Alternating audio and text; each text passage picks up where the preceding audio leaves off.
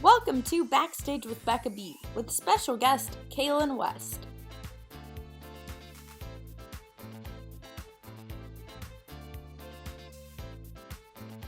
Hi everyone, and welcome to this episode of Backstage with Becca B. On this episode, after graduating with a double bachelor's degree in musical theater and anthropology, she moved to New York City, where she's since had a successful theater career. Most recently, she's been in Moby Dick at American Repertory Theater and played Shelby in the Prom on Broadway, as well as understudied Alyssa Green and Emma. Please welcome Kalyn West. How are you? I'm doing fantastic. Where are you? Can I ask that? Is that okay? Yeah, I'm in Dallas, Texas. I'm normally in LA. Mm-hmm.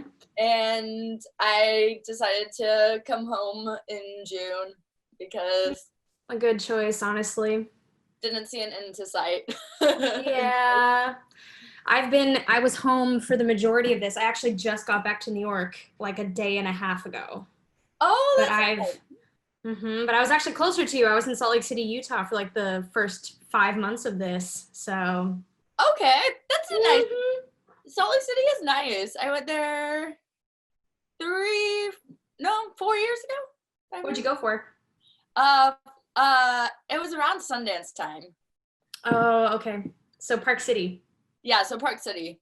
Park City's gorgeous. Yeah, my Uber driver was like giving me a tour of like Salt Lake City and stuff and surrounding areas. Mm-hmm. He was really excited to give me a tour. Well, it's really pretty. There's a lot of cool stuff there, honestly. Yeah, there is. It seems like a good place to like grow up and stuff. Like, yeah, it was. Yeah, I mean, Dallas is a good place to grow up. Like that. So I definitely took for granted the like space and having mountains near me all the time. And so I love going back as an adult and I'm like, oh my gosh, I had this for so long and I just did not appreciate it for what it was. Yeah, because New York is like so close together. Mm-hmm. So close together there. Mm-hmm. Yeah. But hey, it's a dream to live there. Well, so how has this whole quarantine period been treating you? It's been crazy. I mean, I can only imagine what it must be like. I'm assuming you're a student, right? I'm not. You're not a student. What were you doing in LA? I was working at Pantages, actually. No way! Oh my goodness. Okay, so you're like way more ahead of the game than I was at your age. Great. Good for you. Then you do know so you had a job snatched away from you. Yeah. I was working there. So you were working in what? As an usher there. Okay, cool. Yeah. Was that a cool job? It was fun. I had just gotten started in October after job searching for a while. And I mean, it was exciting to get the job, and then it was like kind of like, oh, it's going away. It'll come back. It will. I promise it will. Live theater has to come back. I don't think our society can do for very long without it. No. But yeah, no, quarantine has been strange, to say the least. I think I was on the other end of the spectrum in regards to where you were, in that I have been like going since I was honestly in high school. Ever since I was in high school, I had, a full class load, working a part-time job in the summers, doing shows. And so I was always like very, very, very busy. And after I graduated college, I went straight into working a part-time job and then also doing a show. And then I got my equity card and then I moved really fast, like 3 months after graduating. And then I just started working again. And so I've always just been going, grinding, working, hustling, like 1,000 miles an hour. And so for me, when COVID shut everything down, once I got over the like heartbreak, because I had just started with Mean Girls Tour. Yeah. I had just started. I did 10 performances, 10 or 11. And so that kind of got like snatched out from under my feet. But once I cried it out a lot, I was like, oh wait, this is actually kind of nice if I let it be. If I let it just, I've never taken a rest, like an actual rest.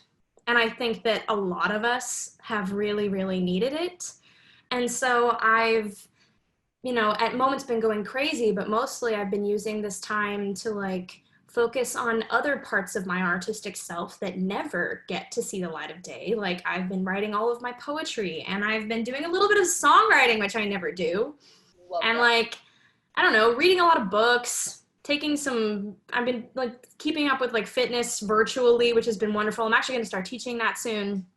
Oh, Yeah. So like there's a lot of possibilities. And I yeah. think that's really exciting. And the one bit that well, there's two. Okay. First bit that I was so surprised about is that I've made so many new friendships through quarantine. Yeah. I feel like I have met so many people in the Zoom room, which is a room. It is a space that we come into together.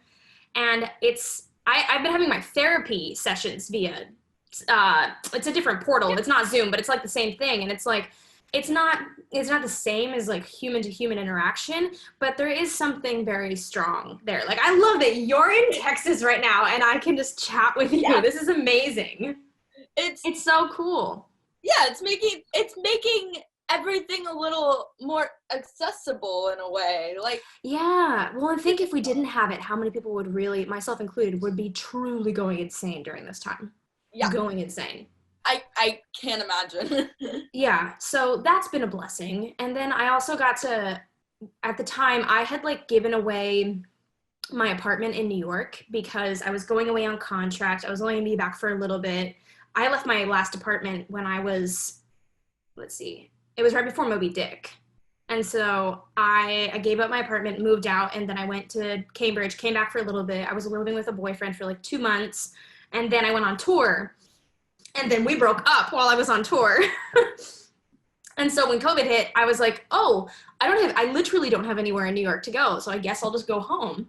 But because of that, I got to like spend 5 months with my mom and my sister, which I never get. In the last like 7 years since moving to New York, I maybe see them once or twice a year. Yep. Which, I'm not gonna lie, you'll maybe figure this out as you get older, but it gets harder as you get older. No, family's it, man. Yeah, it does. I mean, it's even been a struggle for me. Like, yeah, this is the longest I've spent with them in a while, actually, too. Mm-hmm. My family, it's like I've been here for what month is it? I know. I know. It's September. Yeah. Yeah, it's September. I know. I'm like, I don't know. Is it still March? It certainly is not. It's blending together. May I ask how old you are? I'm 27. Girl, I'm sorry. I totally assumed that you were in school. You are? You look so young. You're like my sister. Yeah. So my sister back in New York, not New York. Oh my God. Ugh. So my sister back in Utah, she just had her baby for back in July 6th. So he is like 2 months old now, but she has a baby face. So she looks like a child bride. Oh. I mean, it's gonna serve her well, but like, you're like my sister. You have a baby face, and it's, girl, milk that for all it's worth. Yes, I do. I always win the age guessing games at fairs. Oh, I'm sure that you do. It's amazing. Granted, it's not in person, but I literally thought you were like 17. Yeah. I literally thought you were 17. Wow. I get it so much. I'm sure. I'm sorry. I'm sure that gets tiring. No, I love it. Great. I love it so much. People are like, what? I'm shocked. I am like shocked. I did not have guessed. Bars or anything, so it's like people don't know if they like see my social media. People don't know. Gotcha. Because I never really go out to anywhere where it's like 21 up. Because you're so busy? Because I don't, it kind of gives me anxiety. Okay, that's fair. That's totally fair. I get that. All right. If they want to know, they can ask. Like I just did. Yeah, exactly.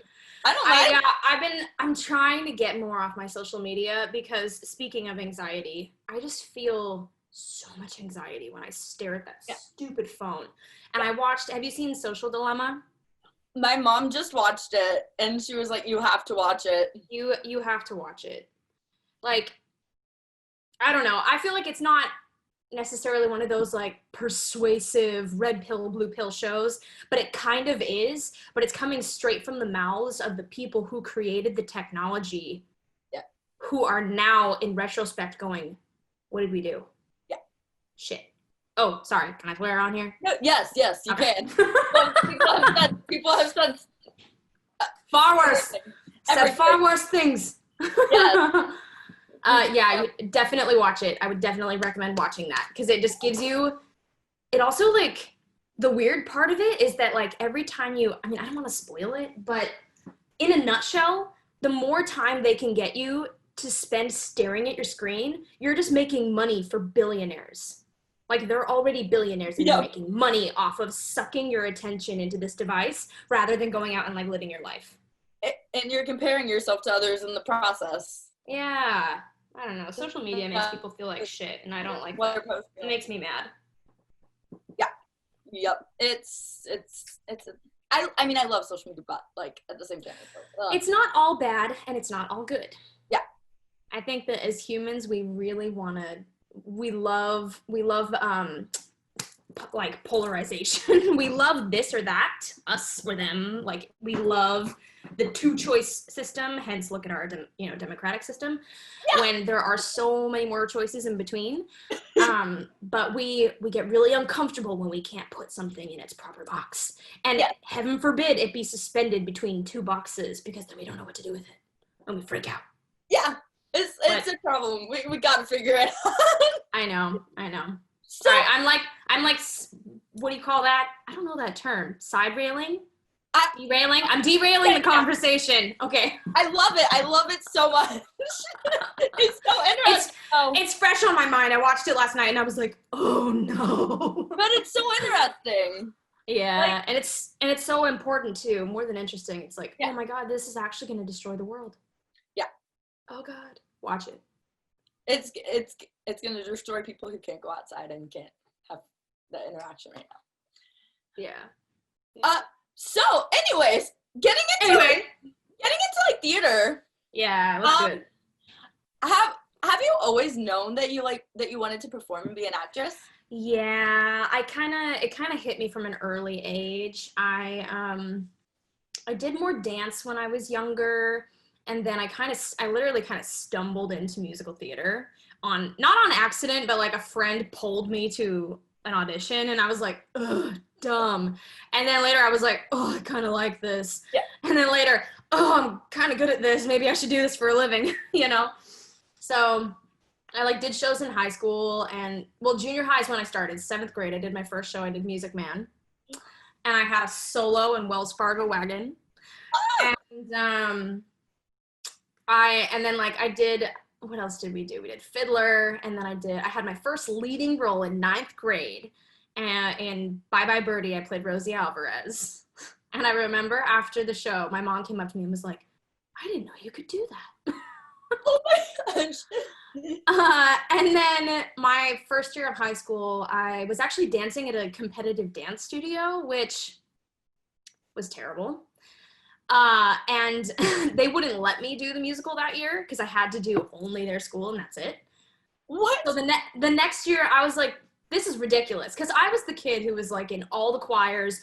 I literally I was like Hermione. I had one class period in which I was splitting it between 2 classes. So I was writing for the newspaper and then running over to the choir building and doing chamber choir, which was a all girls choir.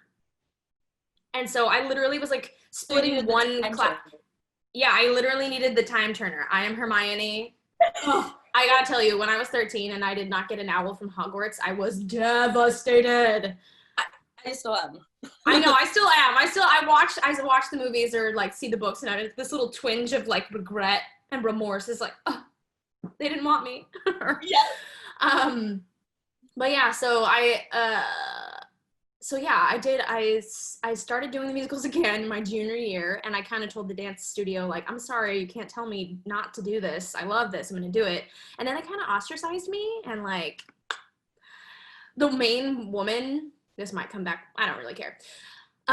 She told me that I was gonna like ruin my life by making choices of like not following through. And so so I was like, yeah, that was a useful tactic. Anyway, so I did the musical, and it was Beauty and the Beast, and I was Belle. And that was the year that I decided, okay, I think I'm gonna go do this. Cause I just remember feeling a confidence that I'd never felt in my life, and being able to like use my voice and like stretch myself to fill out my own presence. Like, you know how most kids, like, they kind of sink back in their presence and like who they are. And musical theater really taught me to go and like own my space. Yes, especially in high school, it's tough for kids to go to a, like, I don't know how big your high school was, but like in big high schools, it's tough to kind of mine was pretty big, up in the crowd, to find your voice. Well, it's like I always had friends, but I grew up in Salt Lake City, Utah. There are not many people who look like me in Salt Lake City, Utah. And granted, actually, there is a larger like Mexican and Latino population out there. And it's been growing in the last number of years. But specifically where I was living, like my mom wanted us to go to like really good schools. Yeah. So we were living in wider neighborhoods. We'll just pin that right there. So all of my friends were white, and so nobody looked like me. And so it was a little bit difficult for me to feel like I fully belonged, because there is something to seeing yourself reflected in the world around you, whether that's your friends, your teachers, like leadership, movies, musical theater, seeing yourself reflected in places kind of before, when you're younger and you don't know yet how to be able to do that for yourself, it validates you. It kind of like validates your existence and validates, you. So, and that's not to say that my like experience there wasn't great and it wasn't supportive. I was lucky enough to be surrounded by a lot of really supportive people. So all through like high school and college, my professors, they gave me a lot of opportunities. They put me in roles that normally I wouldn't imagine myself put in, And so I had a lot of opportunity, and that's kind of what gave me the early imagination of, oh, I can step into these places. Just because I don't look like these people doesn't mean I don't belong here. Like, there is so much more that's possible from me, in this career. Like, it kind of gave me the imagination to see myself in places. So how did I get on that? I lose my thread a lot. No. That was amazing, and I was gonna ask based on that. Was there a moment that you saw a show and like saw someone on stage and like related to a person you saw on stage? Never? No. Has there been granted, I didn't see a ton of shows because like I said, I was in school. My mom was a single mom, and so there wasn't a ton of like money for those things. And so I didn't really see a lot. But I remember when I was younger, people used to ask me like, "Oh, what's your dream role on Broadway? Like, what's the role that's for you?" And I used to always respond, "It hasn't been written yet." Yep. I mean, hey, that you figure that out from an early age, which most people figure out later in life, I feel like. And they're like choosing roles like that are like mainstream white kid roles or something. Yeah. I know. I remember like my sister, when she's always been so supportive of me, and when they dropped me off at the airport when I first moved to the city, she made a post about like, "You're gonna be in Wicked soon." Like, that was the epitome of like of my career path. And I remember thinking at the time, like, there's got to be so much more than that. That would be great. That'd be great. I don't know if that's my show, but But it's like you wouldn't complain if you were cast in it. No, I wouldn't. I don't think I would complain. I don't think I would. No. Yeah. And then I have to ask, because Harry Potter came up, what's your Harry Potter house? Gryffindor. Okay. Duh. I had a professor in college tell me that I was a Slytherin once, and I think that on some level he's right. Kind of like your astrology chart, how I'm like a Virgo, but I have like Aquarius ascending or rising or whatever the hell it's called. I don't know. Yeah, Yeah, like you have different aspects to your astrology chart. Your star chart is what it's called. I think you might have different aspects to your Hogwarts chart. So like at different times of the month, or like during different circumstances or situations, I might be a little bit more Slytherin, or like there are some days I'm definitely like a little bit Hufflepuffy. I'm all Hufflepuffy because Are you? I'm Pisces, so like My mom's a Pisces. it makes total sense. Yes, I didn't even cheat on the quiz. You what? I didn't even cheat on the quiz. I mean, why would you? I mean, Hufflepuff's my favorite house anyways, but I was like, okay, I'm gonna fill this out honestly and see what I got. Okay. I mean, although I feel like they kind of built it in, like if you cheat, that's kind of like how Harry asked the Sorting Hat, like, please don't let it be Slytherin. Please don't let it be Slytherin. Like you do have that desire should come into the mix. Like, what do you want to be? Yeah. You know, and I think as humans, we ask ourselves that every single day of like, okay, I have these traits. Like I definitely have traits that if I like let them run amok could turn me into a very different person. But depending on what I want for myself and what I want for my life and the kind of person that I want to be in this world, those are the other traits that I lean into. So yeah.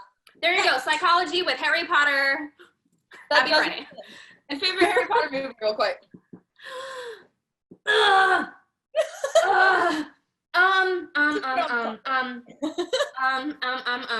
shoot. You're like all of them. All of them? I mean, I really did love Goblet of Fire. But I'm thinking of the books because like, that was the one. Ooh, Order of the Phoenix is really freaking good. Damn it. Yeah, no, I think Goblet of Fire was, I mean, they all just like get into your heart. Like I remember staying up until like 3 a.m. reading that book. And when a certain, oh my God, Prisoner of Azkaban, wait. All of them. All of them. I don't have an answer for you. I'm sorry. Yeah, no, I agree. I don't have an answer. It's like, it changes. It does. But yeah, I think Goblet of Fire was just exciting. Yeah. With the Triwizard Tournament and like everything that was going on. And then like the Yule Ball and Hermione coming down the staircase looking fabulous. Oh my God, I'm a sucker for that stuff. Everything about it. The music, it's so beautiful. Doesn't that music make you cry? It literally every time, especially the end music. Yeah. Wait, have you been to Harry Potter World? And do they have it in California? Oh no, you froze. It's not as cool as in Florida. Oh, gotcha. Okay. You came back. Yeah, they do, but it's not as cool as in Florida. Oh, okay. Yeah, I've been to the one in Florida, and like I remember the first time I went, we walked around the like corner and I saw the snow-capped buildings, fake snow-capped buildings, and I heard music and I was just like I started crying. I went on the train and I was like, this is it. I'm going to Hogwarts. Actually, that was one of the last places that I went before COVID shut us down. Like, I'm staying here forever. Yeah, I was like, we're on the Hogwarts Express. We're on the Hogwarts Express. It turns me into a child. Yeah. Full on turns me into a child.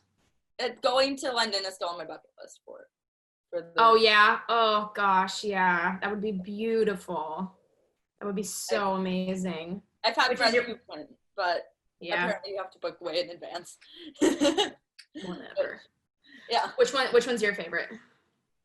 Which movie or book? Yeah. I think Chamber of Secrets has to, like, sticks with me because Tom Riddle and because I felt really brave as, like, how old was I when I saw it in the movie theater and the basilisk came out and I wasn't afraid of the basilisk and I was like, I'm so brave.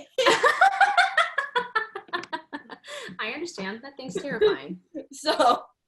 Oh yeah. It was fantastic. The first movie kind of scared me more.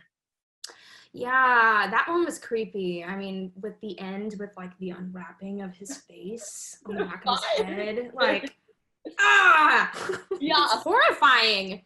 It's actually horrifying. It really is. And I don't remember how old I was because math, but. Because math. 11, 10? 12? I can't remember when they came out because I started reading them a little longer after they came out. I was in like I was in 4th grade when I started reading them. I can't remember. Yeah, I started reading them. So my mom was like, I have to read them first. Right. Yep. So, anyways, I love these Harry Potter tangents, and I'm gonna get back to Harry Potter later. Okay, great. I love a theme. I have a question theme about that later as we get more into theater. Okay. But how was you graduated with a bachelor's in musical theater? Mm-hmm. How was your experience in school, and what was your most valuable lesson that you learned in school about yourself? Well, just for clarity's sake, I graduated with 2 bachelors. So I have a degree in musical theater and I have a degree in anthropology. And that ties into one of the most valuable lessons I learned in school was that in order to be a good artist, you need to be a well-rounded human. So I remember my professor, the same one who told me I was a Slytherin, told us that like you can't just study theater every day, all day. Like you go out and experience life, do other things, meet other people, because anthropology is the study of people and cultures, which is what actors do every single day in our jobs. We have to be able to pull ourselves out of our lives and effectively step into somebody else's shoes and see the world from that vantage point. And imagination is a beautiful tool, but when you're trying to create realism, or surrealism on stage, it helps when you can be able to have like tangible experiences from like, oh yeah, I remember meeting this type of person and hearing about this type of lifestyle and seeing the world from their perspective and like understanding these people on an interpersonal level. Like that's any interactions that you have outside of the world of theater is actually going to help you because we're telling their stories. And I think that the world in general, but the theater world especially, is coming to a reckoning of the responsibility of storytelling and whose stories do we have a right to tell, who needs to be telling their own stories, and there needs to be more of a respect and a reverence and a responsibility when we're telling people's stories. So yeah, I would say that was one of the biggest things that I learned. To be a successful artist, seek and endeavor to be a well-rounded human being. So yeah, I love that. And someone the other day or the other week was mentioning that they went to a school, they transferred from a program where they were doing all musical theater to a program where they just did where they got to minor in something else. Yeah. And they were like, that was like the best gift to have, to be able to have musical theater but also be able to concentrate on something else. Yeah. I honestly think that like my anthropology degree, this might sound grandiose, but like it made me a better person. I was like, this is making me a much better human being, and that makes me a better artist. Yeah. So like I feel like in a lot of ways with our goals and our objectives and our friendships and our acquaintances, people are afraid like, ooh, if I don't just like commit myself to this one thing, I'm gonna lose it. Like if I split my attention and like pay attention to this other topic or talk to these other kinds of people, it might taint what I have. But actually it enriches it. Yeah. Putting yourself in a bubble is not going to make you better. It's just going to limit what you're exposed to, and knowledge is power. So wouldn't you want all the knowledge you can get? Yeah, it's gonna make you more like other people instead of like. Yeah, you're just gonna become homogenized. Yeah. Yeah. And predictable, cookie cutter. So do you have a favorite, because before the prom happened, you participated in a lot more shows, obviously. Mm-hmm. So do you have a favorite show that you participated in? Yes. Oh, what show? Hunchback of Notre Dame. I did that one. Oh, I did that one Okay, so we did the prom lab in like January, February of 2018, and then we had like a 6-month break. Was it 6 months? I don't know, I might be lying. But we started back up in September for the Broadway production. And in that gap, I did Hunchback at the Fulton Theater in Lancaster, Pennsylvania, which is one of my favorite theaters. I love working there. I love that town. I love their community. we recently did a telethon fundraiser for them because regional theaters are struggling. They are really, really struggling. And it scares me because we're going to need their doors to be open. Like, I think people are realizing more now how much, like, society and our culture thrives on the arts. And, like, think about all the people that it brings to that city to come in and see shows, to feed the local businesses. And, like, it's a huge part of the economy. Humongous part of the economy. Wow, I can't speak. But anyway, so yeah, I did that show, and I think it was a combination of being back at that theater. My cast was incredible. I was working with some of the most talented people I have ever met. Nate Hackman was my Quasimodo, and he is like a beast of a man. But the way he played that character was so endearing and so special and so true. It was a blessing to like share the stage with him every day. And then David Girolamo was my Frollo, and he was terrifying. That man, watching him perform, that whole summer was a masterclass for me in teaching me how to stay present as an actor. And like, I think one of the biggest plights that actors run into is like doing the show and, ooh, that moment was great, that happened so beautifully, and you have to just let it go because it'll never happen again. Yeah. And when actors try to repeat and when we try to recreate, it fails.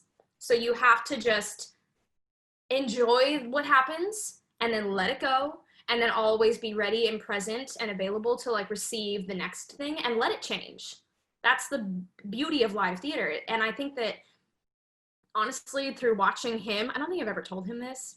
He'll probably not see it. I don't think he's on social media, but like that whole show, that whole production, that whole process, I don't think I had a single show that was the same. Every single show felt unique and different and alive and special and singular. And that was one of the biggest things that I enjoyed about that process. I loved it. And I learned that, honestly, I got to practice it more by like watching and working with him. But our cast was incredible. The music is just insane. We had 120 person choir that pulled shifts. So at least like 60 people were on stage, a full-blown 60-person choir in these beautiful rafters in front of stained glass. I'm getting goosebumps. Can you see those? Oh my goodness. Yes. Oh my goodness. Oh my God, it was beautiful. It was so beautiful. I loved it. I loved it so much. I could have run that show forever. I feel like it's also such an underrated show in a way. I mean, I think it's getting more and more appreciation, but like, even the movie, like growing up, was underrated in my book. Right. Well, it's interesting because there's like 3 different versions. You know, there's the book version. I'm literally forgetting his name. Who wrote it? Hugo. Oh my God, I'm forgetting his name. Wait, I'm typing this. Yeah, look it up. Look it up. I can't remember. Oh my God, I'm blanking. I want to say like Hugo Boss, and that's so wrong. Who is it? Victor Hugo. Yeah, Victor Hugo. Yay! Okay, I knew there was a Hugo in there. I'm like, what is it? What is it? Oh my gosh, I'm an idiot. Yeah, so anyway, the novel is incredibly dark. Very, very dark. And then on the other side of that, the Disney version is still kind of sleazy. Like, Frollo is a sleazy character. And, you know, looking from our vantage point now, looking back at a lot of things that have been created Disney and otherwise, there's a lot of like questionable things in there. But like, so the Disney version is, you know, Disney version. So it's like much more happy and fairy tale-y and resolves more peacefully and positively. And then I think that the musical is kind of in the middle. Because they wanted to stay more true to the novel and not have it be like a Disney princess kind of show. So it is darker. The musical is darker than what you see in the Disney movie, which I love. I appreciate that so very much. But because it is a darker version, Disney won't put their name on it. What? And that's why, so it doesn't have the renown and the momentum and the money and prestige of the Disney brand fully behind it. And so I think that that's part of the reason why the musical version is not more widely known and, you know, it is still esteemed, but you know what I mean? Like if it had the full Disney brand name on it, things would be different, you know? But if it had the full Disney brand on it, then things would also be a lot more G-rated. Yes. And you know what? Considering that trade-off, I would prefer them to keep the material darker. Yeah. I love that stuff. I love the darker things. It gives it a real sense. And you were talking about also how every show was different, which I love, because I feel like every show being different in live theater is the reason that shows build these devoted fan bases. And it helps you all as performers, I feel like, build the devoted fan bases too, because like the fans come back and see the show and they love the cast. And well, it helps us survive. Yeah. Because I don't know who else would say this, but like, do you know how monotonous it gets to do the same thing every night? Like, you got to keep it alive. Yeah. You got to find. I can find it. And it gets, you know, any performer, whether they're super green or super experienced, like, you start to bump up into that wall of like, all right, it's getting repetitive. It's difficult to keep that like anticipation mind at bay, or like to keep yourself from checking out and invested every single night, because, well, I don't know, I think our human brains, we get used to like repetition, and you kind of have to fight that human nature. You kind of have to fight your own brain going, oh, I know what's going to come. And it's like, no, I have to suspend my disbelief and play it. Like, I remember, how did she say it? When we were doing Moby Dick, Rachel said something, we used to have a huddle and be like, huh, like, I don't even remember what we'd say. I have the worst memory, unless it's with lines and choreography and music. I have the worst memory. But unless you're in the position, like being thrown into the position, you're probably just like, oh, it's coming back to me. Yep. But I remember she said, play dumb. Like, you have to play dumb behind the eyes. Like, because anything that's at the start of the show, nothing's happened yet. You have no idea what's going to happen. And what actors have to walk that really strange balance of like, for safety's sake, I gotta know what's gonna happen so that we keep this train on the right track. But for like character's sake, I gotta play dumb behind the eyes, because this is new to me. This has never happened. I cannot know what's to come. And so it's like this really weird balance. And it's hard to do, but it's fun. But yeah, I think Hunchback really taught me more of where it feels. Like, when I think about my art, I don't know, I think about pockets. Like, it clicks into a pocket somewhere, and I know what it feels like to be there. And so I think Hunchback was one of the productions that really helped me like click into that and like get better at that. Because we're always getting better. But yeah. And then before I get into a show that had a huge fan base and built a huge fan base, what was the most challenging role pre the prom that you played? Challenging role pre-prom. I mean, they're all challenging in their way. They really are. I was gonna say Moby Dick, Stub. That was pretty challenging. That was just different. But I also think on the flip side, that role came more naturally to me than like anything else I've played, because it just allowed my like inner child to like run amok. Yeah. But that one was challenging in that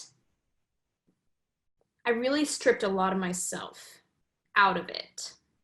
At least like the me that I present to the world. Like, I stripped a lot of me out of that character and really tried to approach, I don't even want to call him because in the book, like, I'm playing a man, but I've said this a couple of times when people have asked about it. I tried to approach him from a more androgynous place, so I almost want to call him a them. Yeah.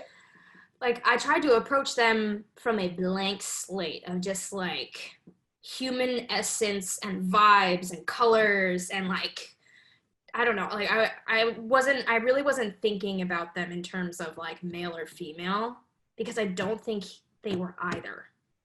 I don't think I even really realized this until now. I think I was playing a gender neutral character in that, which was amazing. And like, I kind of love. I wasn't intending to do that. It kind of just like in finding them, that's what happened. Yeah. So, and I think that what made that character challenging was honestly like the show was challenging. That was one of the most challenging experiences I've had for a plethora of reasons. It's a new show. We were changing things all the time. And we were on stage like the whole time. That was like a 3.5-hour show.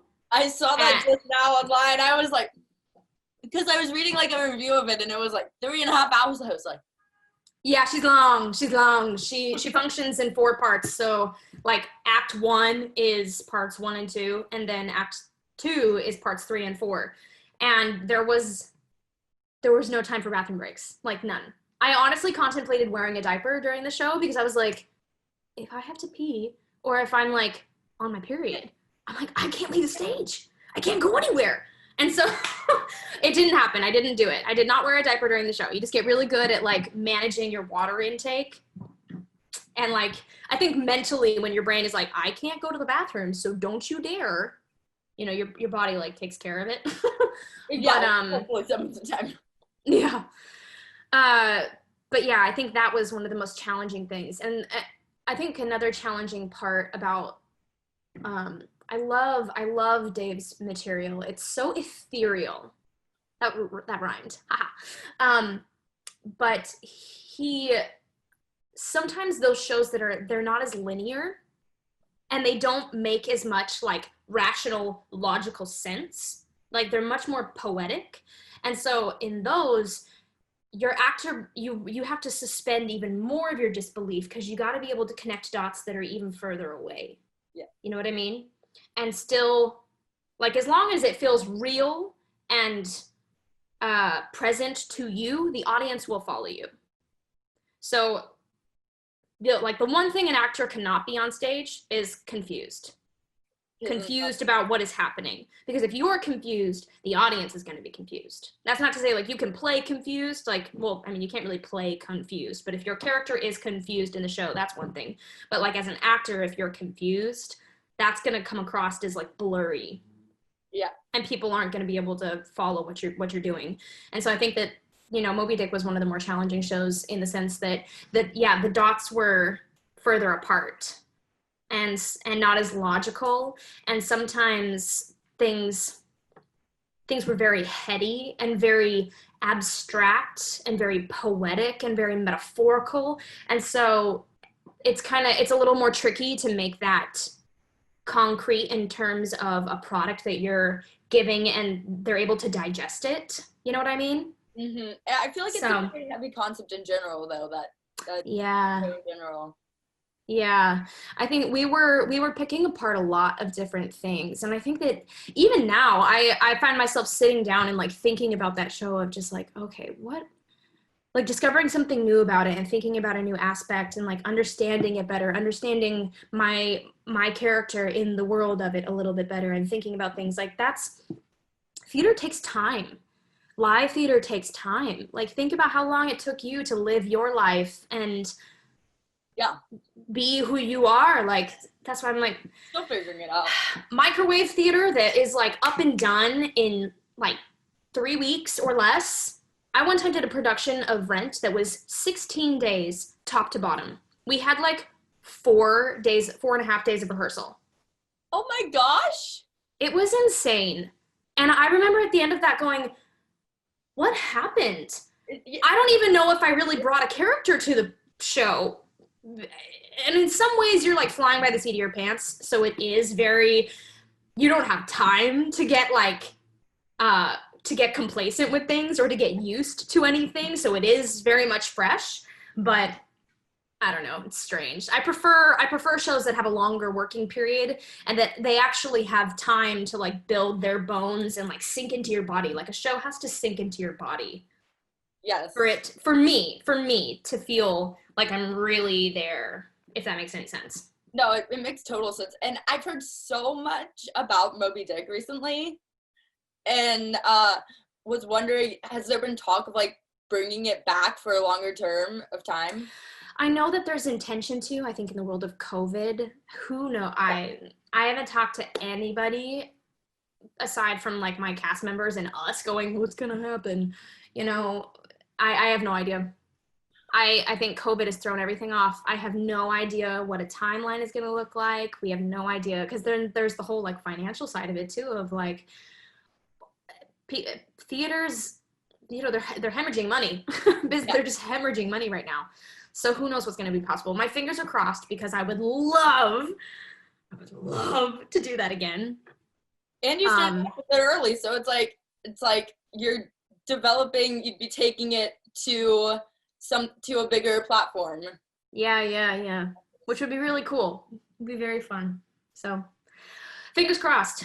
Yes. Who knows? Fingers crossed, because I'd love to see it.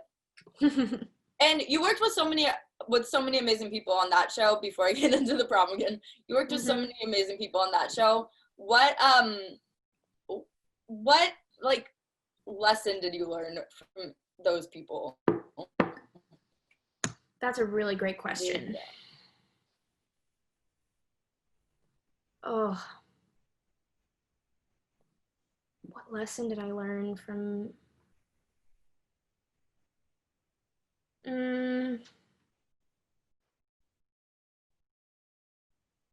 The word that's bubbling to my head is communication. Yeah, I could see that. And like,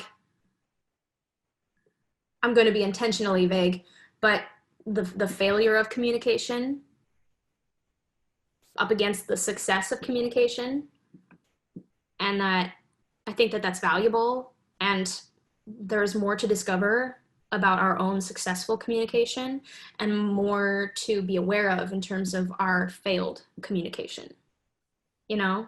Yes. That's what I'm like, I think theater teaches me so much about being a human being, not even so much about being an artist, about like, ooh, I learned how to dance with a spear. There's one thing. I learned how to dance with a spear and how to dance with knives and not throw a knife into the audience. Hey, that's great.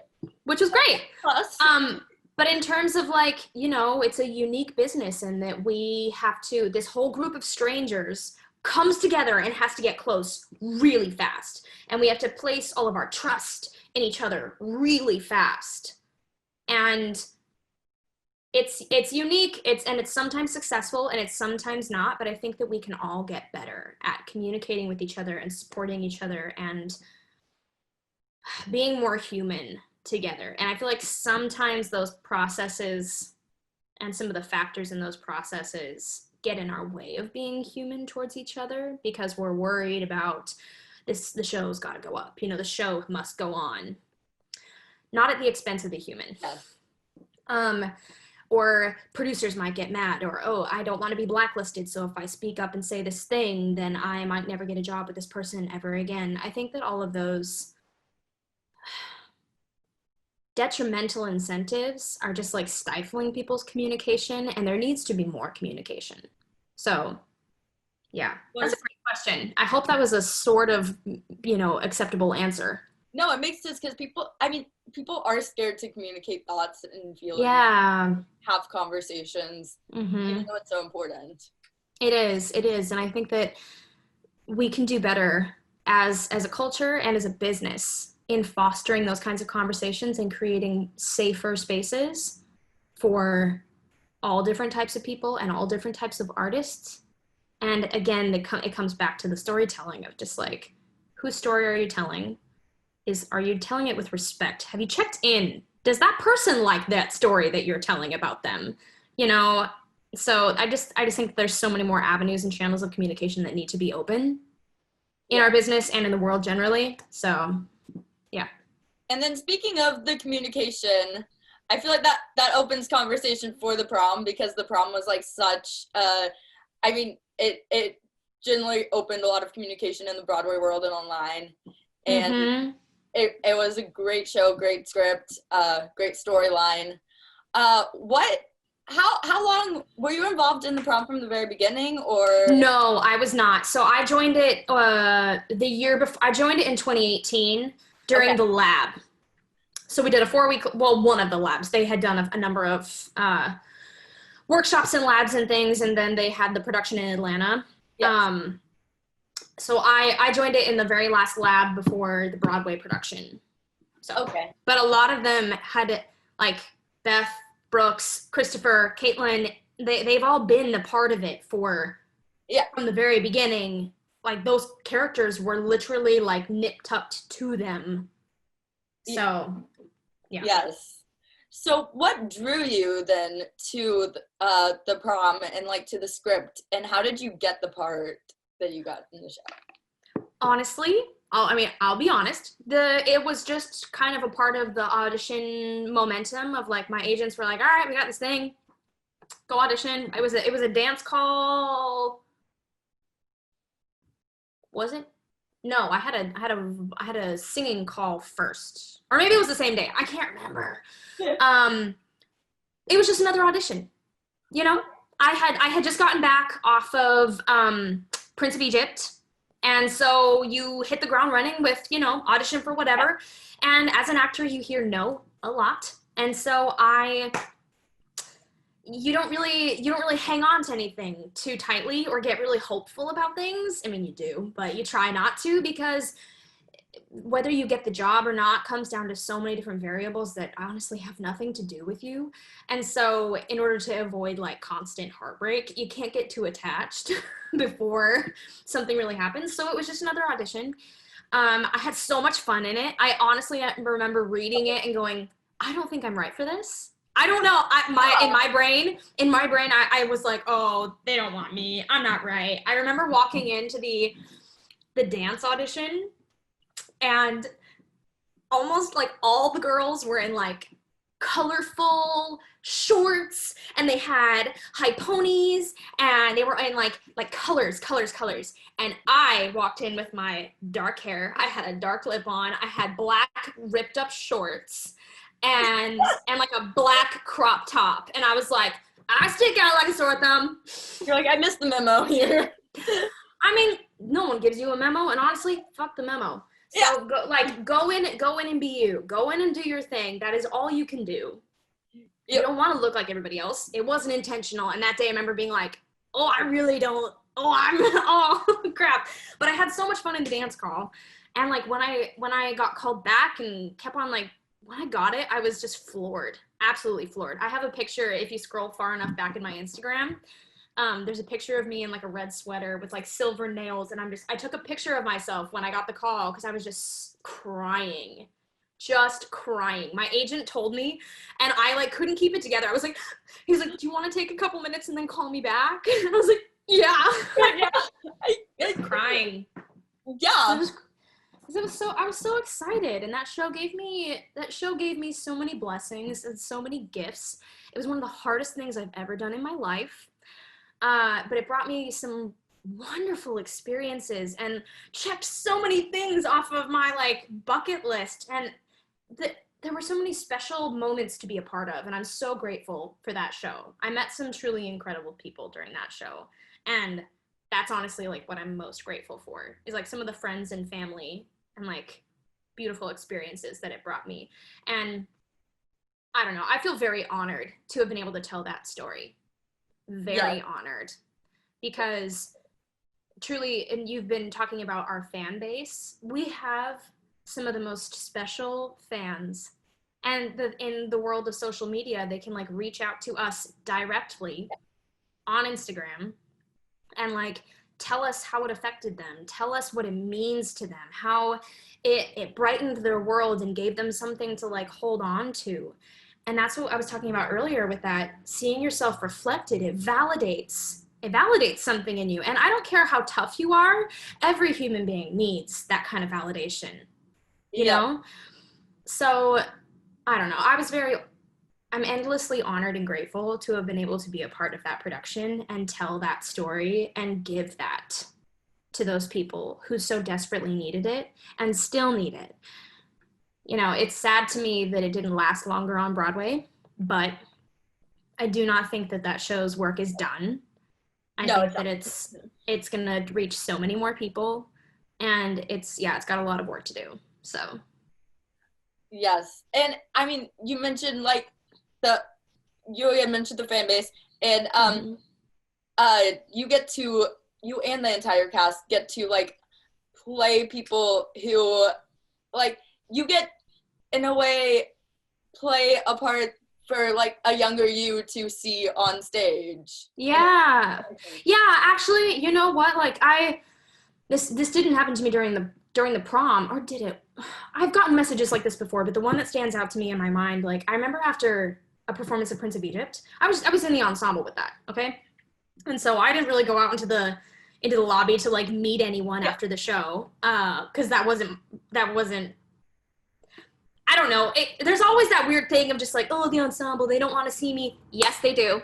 Yes, they do.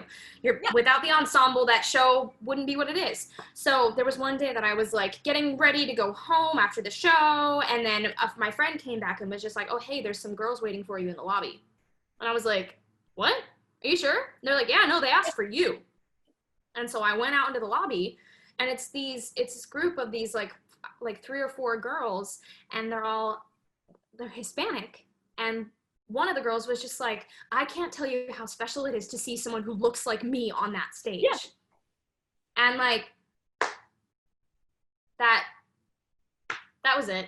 I was like, okay, if I can be a person for girls who look like me, to see their brown skin and their curly hair, yes, that doesn't fit into somebody's image of professionalism or polishedness or beauty, then that's enough for me. If I can like be the representation of that a little bit more.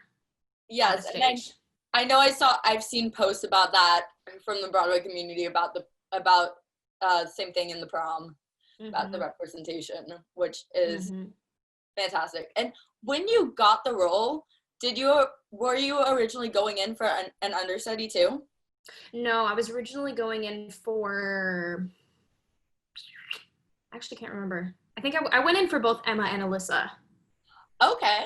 Which at the time I didn't know. That was their way of like maybe looking for the understudy, because they already had Kalyn. I'm sure they already had Izzy. And so, but I didn't know that. And so, yeah, I think if I had known that, I would have been able to deduce like, oh, okay, so they're looking for the understudy track. Cool, great. But yeah, I went in reading Emma and Alyssa for the audition. Okay, and then you were technically understudying both. Yeah, well, I started off understudying Alyssa. So I understudied Alyssa the entire time. And then after the Tonys, one of our girls left, and she was the internal cover for Emma. So I took over that cover. And then we closed. So I never got to do it. I never got to play Emma. I got one dress put in. Yeah. And I got to do a couple like outside performances as Emma. So we did like Broadway at Bryant Park. I performed at a bank. I got like a couple small things. Got to like at this amazing women's banquet honoring like pioneering leadership for women by women. Oh my goodness, I can't speak English. Yeah, so I got to do a couple little things as Emma, but yeah, never got to do it. But you still, regardless, fit all the roles, all 3 roles into your head, probably. Yeah, well, I think when you're a part of a show that long, it kind of just sinks in whether you like it or not. So like when it came time to learn the stuff, I was like, oh, I feel like I already know this because I've been listening to it every day, you know? Yeah. So it's a little bit easier once you've been in the swing of the show for a while. But like, it was a lovely like new challenge. Like it added new challenges for me to go, ooh, I get to like put this into my toolbox now. And like, I loved it. I was at least grateful that I got to go on as Alyssa. Yeah. How many times do you get to go on as Alyssa? 10. Ooh, that's a I went lot on of 10. time too.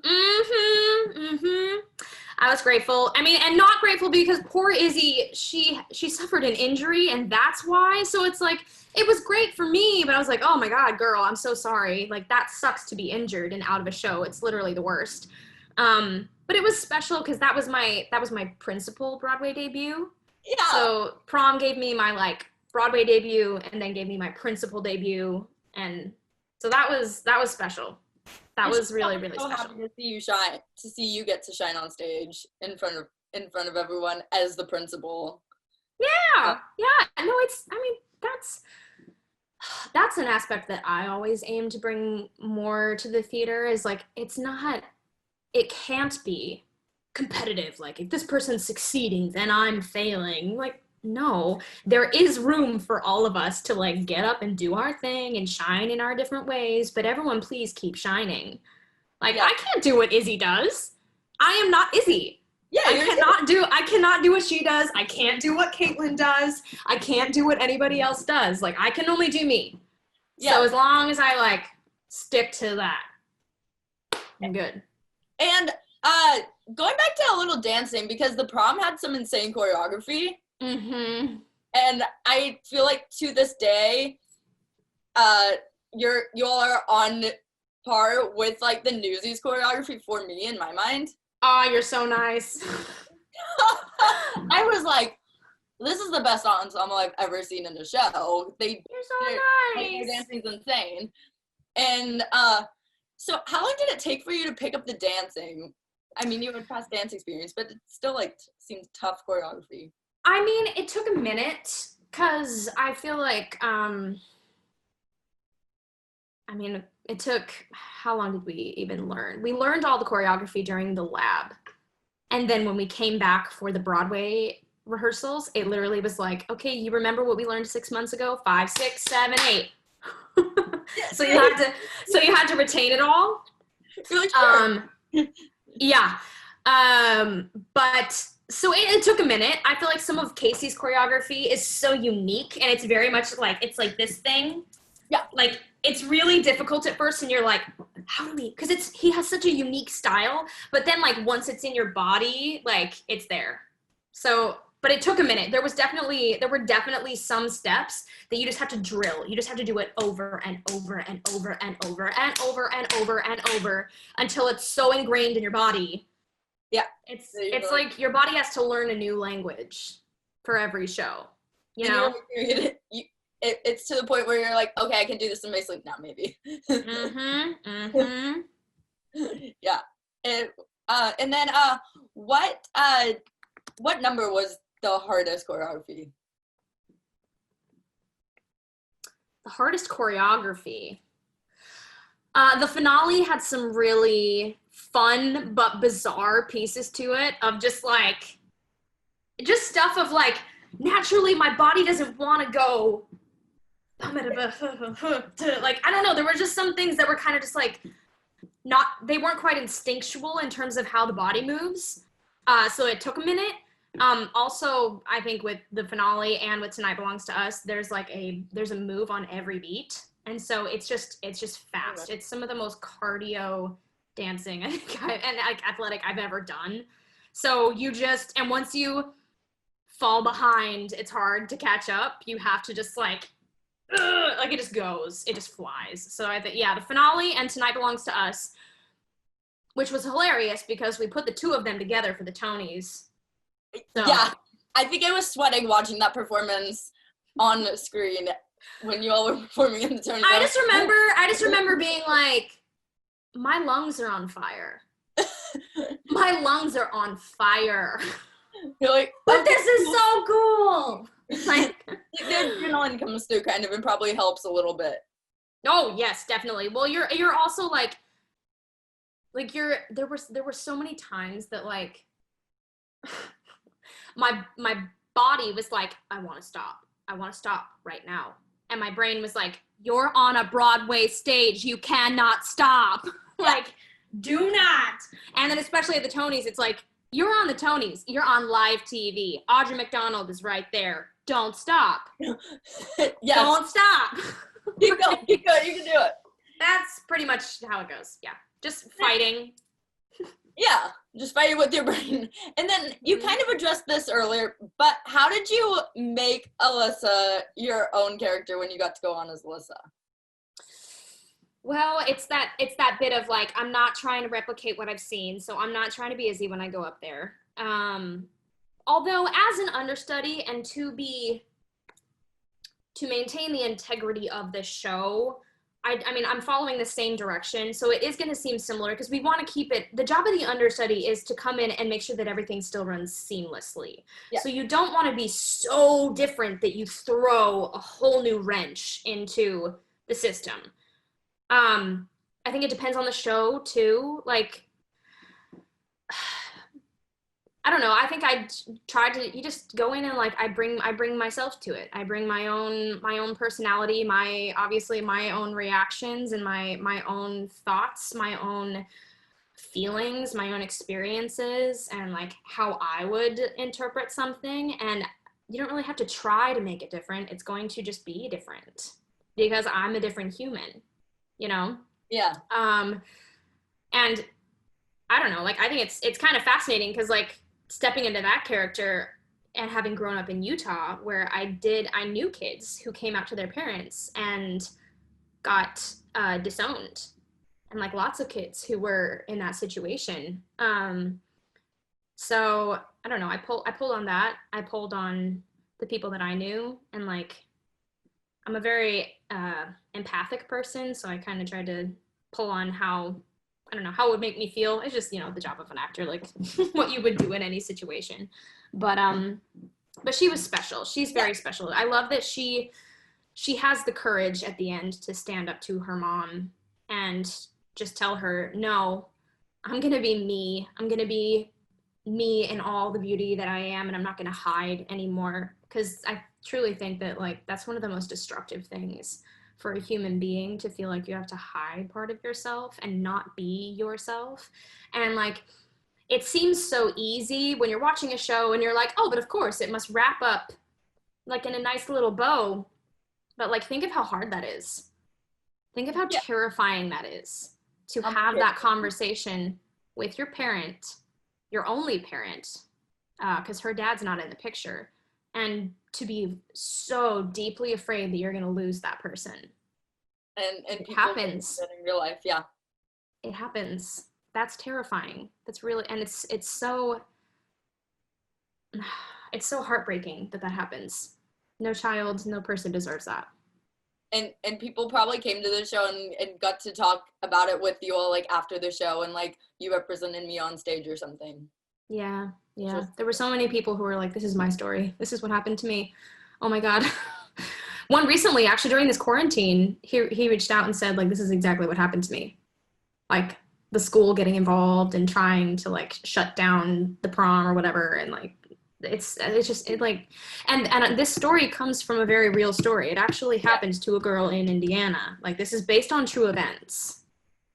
And that should tell you something. Literally heartbreaking. Yeah. And I'm sure when you went on as Alyssa, you had like some repeat attendees, or a lot of repeat attendees come to see you on. Yeah. Alyssa, to see something different, because like, which always feels so nice. It was so nice to feel supported, you know? Yeah, that must feel amazing. And to kind of start wrapping things up, what's your dream role? Oh, my dream role? You asked me this question. What did I do? My dream role. Honestly, oh my God, I want to play Dee Dee Allen someday. Ooh, yes. I sang The Ladies Improving for a few things at like concerts or whatnot. I would love to play Dee Dee Allen. Absolutely would love to play Dee Dee Allen. I mean, Esmeralda was one of my favorites. Freaking loved that. I played Mimi. I would love to try it again though, because I don't know, I was so young. There's so much you don't know when you're young, you know? Yeah. So like, I would love to, well, I don't know if I need to.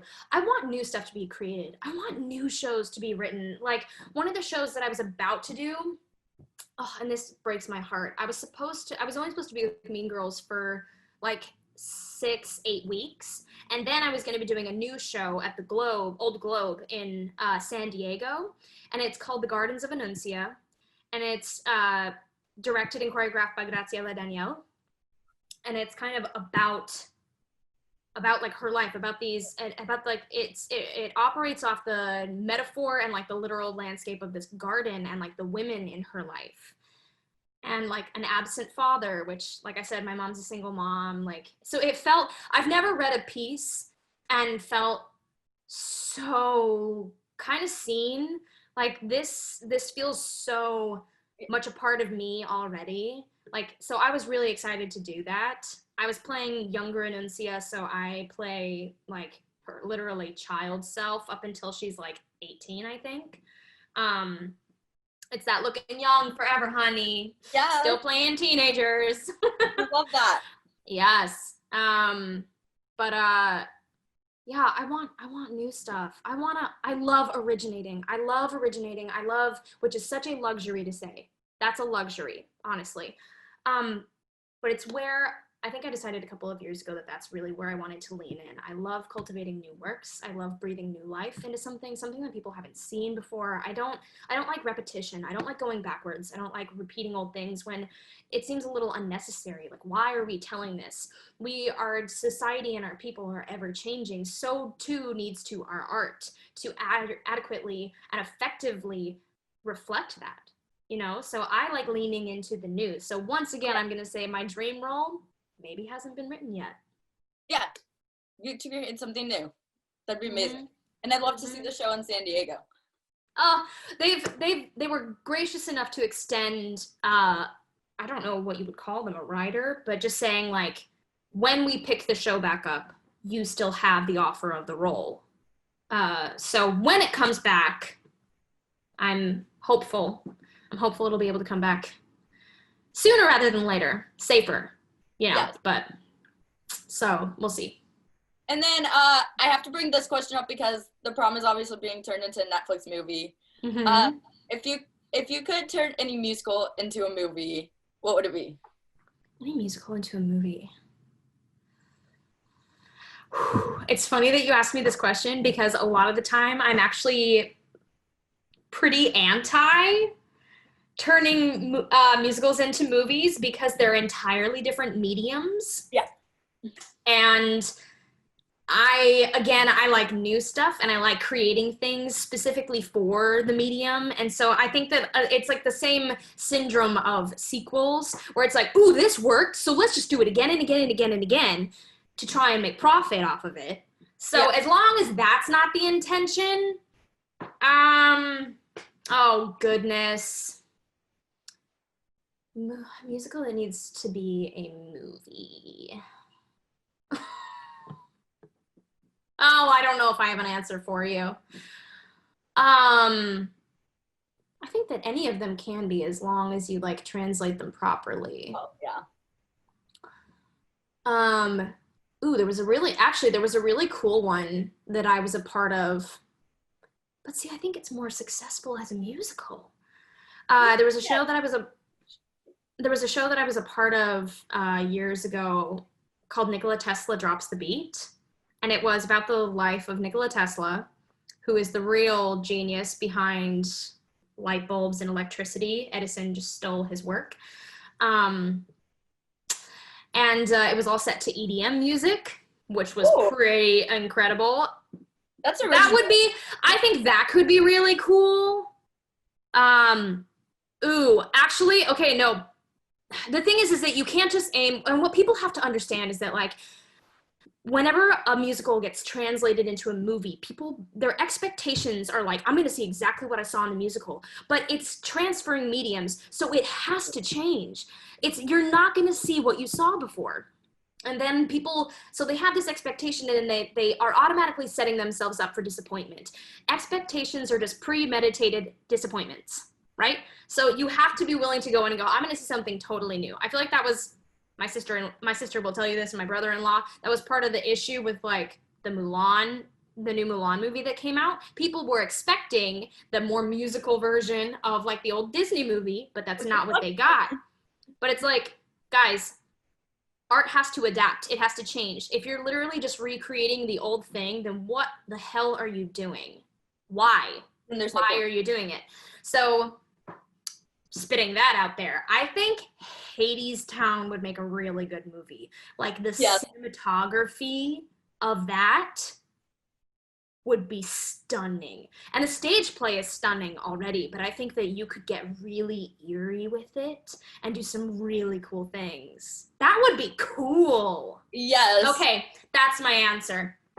I would also love more to be filmed, honestly, if we're talking about musicals to movies, more to be like filmed directly from stage for the theater. I was just about to say that. I'm not gonna lie, it makes me very disappointed to watch the success of Hamilton on Disney Plus, and you could have done that with Prom. Yeah. You know? Yeah. But instead, I think there's only one original cast member in the Netflix show. Is there an original cast member? One. And I think she's in like the ensemble, not a leading role. All of the leading roles, all of the ensemble was redone. Everything was redone, which is, you know, it's going to be great. And again, I'm just grateful that the story is being told.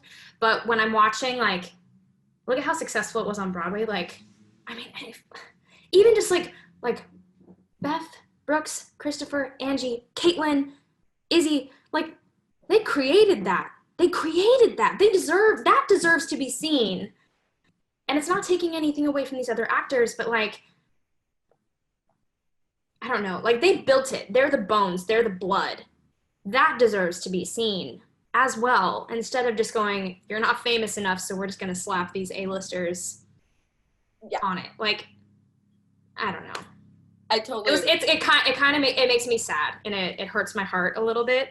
I'm sure it's going to be fabulous. I'm sure that it's going to affect a lot of people and keep on doing its good. So that's what matters. Blessed to have gotten to see it on stage, I feel like. Yeah, it's a missed opportunity. Yeah. And I think that, I don't know, it might bring more, who knows what the rippling effects of that would be. I think it would be nice to give that more live theater experience to more people, because again, how many people can honestly afford to fly to New York and pay like $400 for a Broadway ticket? Like, it's very inaccessible. In a hotel and stuff. And then lastly, because I want you to be able to go and enjoy the other thing. I don't want to keep you too long. So lastly, you're okay. Have you been working on anything in quarantine that you'd want to promote, or that I'd want to promote? Yeah. Oh, geez. I don't know. Go read all my poetry. I've been writing lots of poetry. I have a little dream to turn it into a book, and so I'm slowly working on that. I am a novice. I've been writing music, and I don't play an instrument, and so I have someone that I've been trying to start to work with to put music behind it. So I'm just kind of exploring other things. Honestly, the thing that I would promote right now is get registered to vote. Educate yourself as much as you can before this upcoming election. Reach out to your people, check on everyone, make sure that people are okay. That's more important. I think there's a lot that's going on socially right now. Look around you. You don't have to do everything, but where can you contribute? Yes. How can you contribute? Whether it's money or time or volunteering or spreading information, check your information. There's a lot that needs to be done just with people and with our society and with our world. And I think that that's far more important. So no, I don't really have anything to promote right now. And I saw that you're a mental health advocate. Yes, very much. Which I loved. Mm-hmm. So I have dreams of being a life coach, not gonna lie. So, got to figure out some dollars, some things over here, but I want to get certified, and I would really love to do that. It feels very much like a second calling in my life. So I really want to do that. I don't know, just I want to promote everyone breathing. Everyone just like breathe don't be afraid of sitting in a little bit of silence. Don't be afraid of like listening to what's going on in here. Yeah. And like connect to each other. I think we need that so much right now. So much right now. And always, honestly. And then speaking of connection and stuff with others, I mean, via social media, where can people follow you on social media to learn more about you and like learn more about all the mental health advocacy you do? Yeah, well, on my Instagram, MISSKURLYKAY, Miss Curly K, because you know. Yes. It's funny because right after watching Social Dilemma, I'm like, I'm getting off of it. But in order to stay connected to people and to be able to do this kind of stuff, I will stay on. I would say there's a lot of great resources on Instagram to be watching this kind of stuff. I am actually starting to teach mental wellness for the actor, or honestly for anybody, through Broadway Plus and through Artists and Beyond. I've been in the midst of moving. Like I said, I moved back to New York like less than like 2 days ago. And so I've been like settling in, so I haven't been promoting it too much, but I'm available for coachings via those platforms. So that's Broadway Plus and Artists and Beyond. If anybody is interested, I think that it is one of the most important and most under talked about aspects of our industry and aspects of our humanity. So I would definitely say hit me up there. If you want just like fun conversations to watch, definitely check out the Dr. Drama.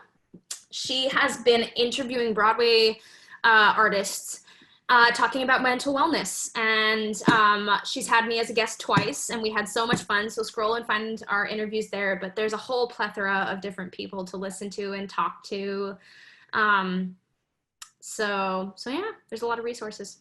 Love that. It's so important during this time that you're doing that. Mm-hmm. It's important always. And I would say if you can afford it, and if you want, everyone needs a therapist. Get a therapist. Yes. I've been going for over 3 years. Best money I've ever spent, best gift I've ever given to myself. And having a therapist does not mean that there's something wrong with you. It means you're a human being. Everybody needs somebody to talk to. Everybody. So erase the freaking stigma over therapists. Like, it's an amazing gift that you can give to yourself. So if you have the ability, go find somebody. And I also know that there are more platforms. That's the one issue that we run into the most is like, oh, my insurance doesn't cover it. It's too expensive. So, you know, I should look into that. I'm going to look into that and find some resources that are more accessible if you are a little bit financially strapped, which everyone is at this time. But therapy should be more available to more people. I'm going to look into that. Yes. I'm going to look into that. Okay. Love that. And they can follow you on social media for information. Yeah. And you're always welcome to DM me. I do my best to like respond to people. I don't respond to people that are like writing me stupid things. Yeah. Like, hey, boo, what's up? Like, not going to respond to that. But if you, I do my best to respond to people. So if you want to reach me, go ahead and DM me. It might take me a minute, but I'll get there. Okay. Fantastic. Well, thank you so much for talking with me. And I'm sorry I kept you too long. Girl, it's okay. I don't care. Hey, it's not too long. It's like, this is how much time we needed. Yeah. It was a fantastic conversation. And yeah, you said amazing things, which people need to hear. Thanks for watching this episode of Backstage with Becca B. You can follow me on Twitter and Instagram at Becca B Talks TV. Or for more exclusive content from this interview and more, you can follow me on Instagram and Facebook at Backstage with Becca B. Make sure to subscribe to my channel and like this video, or if you're listening on Apple Podcasts, go ahead and give me a 5-star rating. Thanks for tuning in, and I'll see you guys next time. Bye!